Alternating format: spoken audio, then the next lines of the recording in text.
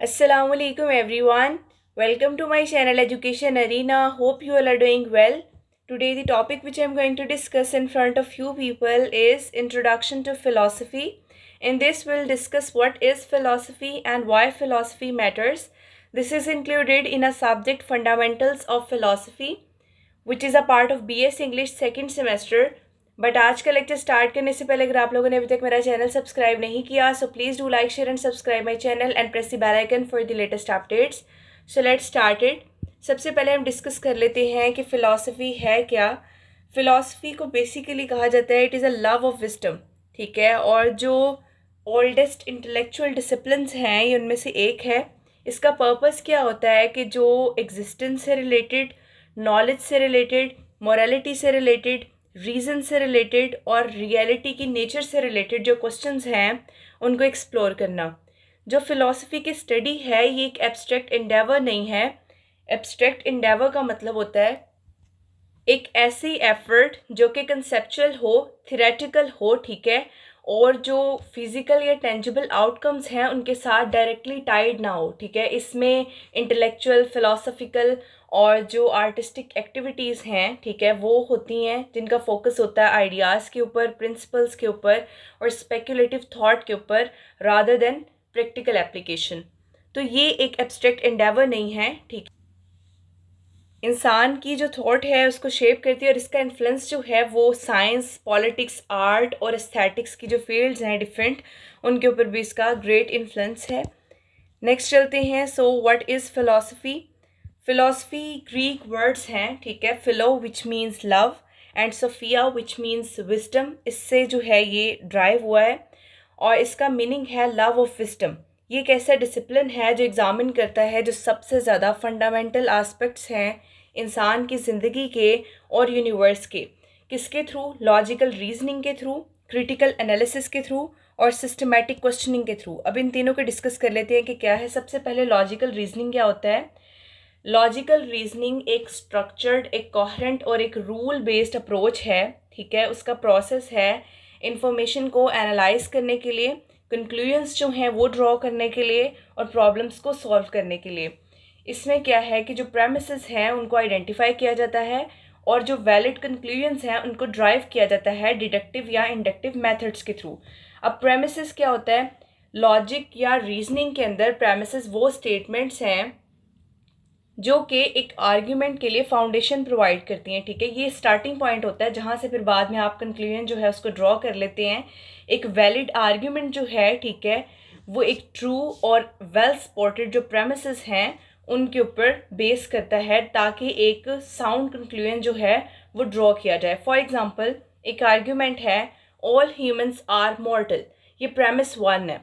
Socrates is a human, ये premise 2 है. तो कंक्लूजन क्या निकलेगा. Therefore Socrates is मॉर्टल. नेक्स्ट चलते हैं क्रिटिकल एनालिसिस. क्रिटिकल एनालिसिस एक प्रोसेस है एग्जामिन करने का, इंटरप्रेट करने का और इवेल्युएट करने का आइडियाज़ को, टेक्स्ट को और आर्ग्यूमेंट्स को एक स्ट्रक्चर्ड मैनर के अंदर. इसमें आप जो अजम्पशंस हैं उनको क्वेश्चन करते हैं. ठीक है, जो एविडेंस हैं उनको असेस करते हैं और स्ट्रेंथ और वीकनेस क्या है उसको आइडेंटिफाई किया जाता है एक रीजनड जजमेंट जो है वो बनाने के लिए. Next is systematic questioning. Systematic questioning एक इंक्वायरी का मेथड है और इसमें स्ट्रक्चर्ड और सीक्वेंशियल क्वेश्चंस जो हैं वो पूछे जाते हैं एक टॉपिक को डीपली एक्सप्लोर करने के लिए, जो आपके कॉन्सेप्ट्स हैं उनको क्लैरिफाई करने के लिए और जो अंडरलाइंग अजम्पशंस हैं उनको अनकवर करने के लिए. ये फ़िलासफ़ी में भी यूज़ होता है, ठीक है, साइंस में भी और इन्वेस्टिगेटिव रीजनिंग के अंदर भी अंडरस्टैंडिंग को रिफ़ाइन करने के लिए. नेक्स्ट चलते हैं कोर ब्रांचेस ऑफ फ़िलासफ़ी की तरफ. सो फ़िलासफ़ी जो है उसकी बहुत सारी ब्रांचेस हैं, ठीक है, और हर ब्रांच जो है वो कुछ फंडामेंटल क्वेश्चंस को एड्रेस करती है. First one is metaphysics. Metaphysics क्या है कि रियलिटी और एग्जिस्टेंस की स्टडी. इसमें कौन कौन से क्वेश्चंस हैं जिनको एक्सप्लोर किया जाता है कि जो बीइंग है उसकी नेचर क्या है, क्या रियल है. ठीक है, इसमें कुछ सब फील्ड्स भी हैं like ontology and cosmology. Ontology being की स्टडी है, ठीक है, और कॉस्मोलॉजी यूनिवर्स की स्टडी है. Next is epistemology. It is the study of knowledge. ठीक है, ये एग्जामिन करती है कि किस तरह से हम नॉलेज को एक्वायर करते हैं, इंसान की अंडरस्टैंडिंग की लिमिट्स क्या हैं कि किस हद तक वो समझ सकता है और क्या चीज़ जस्टिफाई कर रही है हमारे बिलीव्स को, कि जो हमारे बिलीफ हैं उनके लिए जस्टिफिकेशन है भी या नहीं। इसके जो की क्वेश्चंस हैं वो ये है कि what is truth and how do we know what we know, और किस एथिक्स, एथिक्स क्या है, मोरालिटी और इंसान का जो कंडक्ट है, ह्यूमन कंडक्ट जो है उसकी स्टडी को एथिक्स कहते हैं। इसमें क्वेश्चंस होते हैं राइट क्या है, रॉन्ग क्या है, जस्टिस, विर्चू और आपकी मोरल रिस्पॉन्सिबिलिटी क्या है। नेक्स्ट इज लॉजिक, लॉजिक कहते हैं रीजनिंग और आर्ग्यूमेंटेशन की स्टडी को। और अगर हम देखें कि रीजनिंग क्या होता है, तो रीजनिंग एक कोग्निटिव प्रोसेस है कंक्लूजन्स ड्रॉ करने का, डिसीजंस लेने का और प्रॉब्लम्स को सॉल्व करने का, ठीक है। इसमें लॉजिक का यूज़ होता है। तो रीजनिंग बेसिकली एक प्रोसेस होता है कि किस तरह से हम सोचते हैं और किस तरह से हम लॉजिक को अप्लाई करते हैं। उसके बाद क्या है कि इससे हमें हेल्प मिलती है वैलिड और जो इनवैलिड आर्ग्यूमेंट्स हैं उनके दरमियान में डिफरेंशिएट करने में, और इससे कोहेरेंट जो थिंकिंग है वो प्रमोट होती है।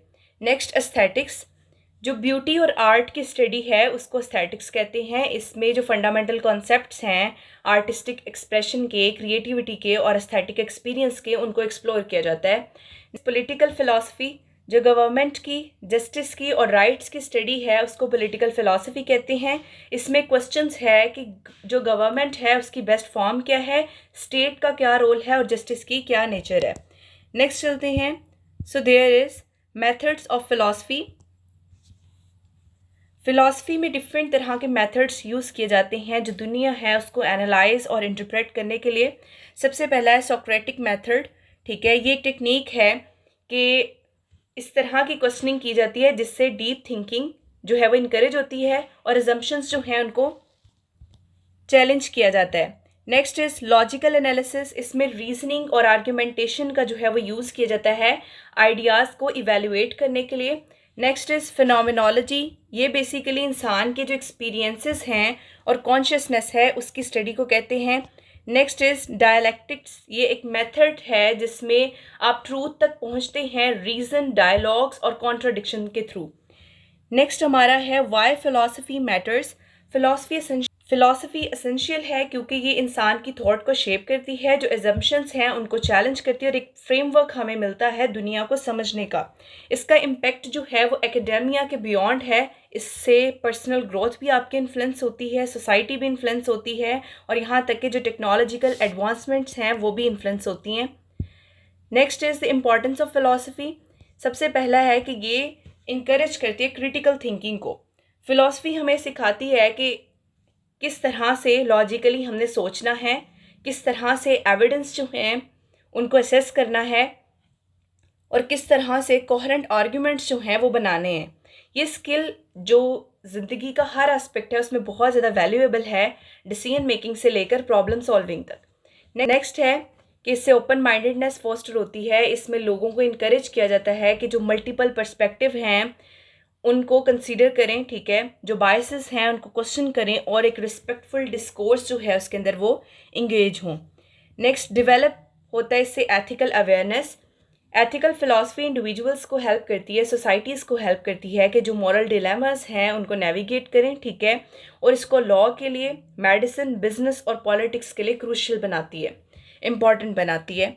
Next shapes political and social thought. बहुत सारे पॉलिटिकल आइडियोलॉजीज़ और जो सोशल मूवमेंट्स हैं, ठीक है, उनकी फ़िलासफ़िकल रूट्स हैं सच एज़ डेमोक्रेसी, जो कि जॉन लॉक जैसे थिंकर्स जो हैं उनसे इन्फ्लुएंस है, एंड एग्जिस्टेंशलिज्म जो कि साख्ता और फ्रीडरिक नीचा जो है उससे इन्फ्लुएंस है। Next is influence science and innovation.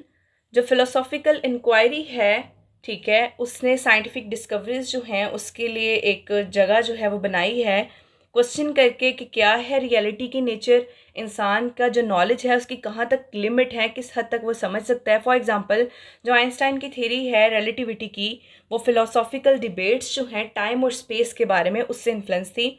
Next ये इन्हांस करती है सेल्फ अंडरस्टैंडिंग को। फ़िलासफ़ी इंकरेज करती है, प्रमोट करती हैं इंट्रोस्पेक्शन को, और इंडिविजुअल्स की हेल्प की जाती है कि वो अपने बिलीव्स को, अपनी वैल्यूज़ को और उनका जो ज़िंदगी के अंदर पर्पस है उसको डिफ़ाइन करें। लास्टली कंक्लूजन है, फ़िलासफ़ी एक एकेडमिक सब्जेक्ट नहीं है, लेकिन एक सोचने का वे है कि जो इन्फ्लुएंस करता है हमारी लाइफ के तमाम एरियाज़ को। इसमें हमें टूल्स प्रोवाइड की जाती हैं क्वेश्चनिंग के लिए, एनालाइजिंग के लिए और दुनिया को समझने के लिए। एथिक्स हो, साइंस हो, पॉलिटिक्स हो या पर्सनल रिफ्लेक्शन हो, फ़िलासफ़ी हेल्प करती है कि इंसान की जो सिविलाइजेशन है उसको शेप किया जाए और ये मॉडर्न दुनिया के अंदर भी रेलिवेंट है। तो ये आज का हमारा लेक्चर था। Hope you guys understand my lecture, so please do like, share and subscribe my channel and press the bell icon for the latest updates. Inshallah, in future, I'll try to make more informative videos for you people. Thank you very much.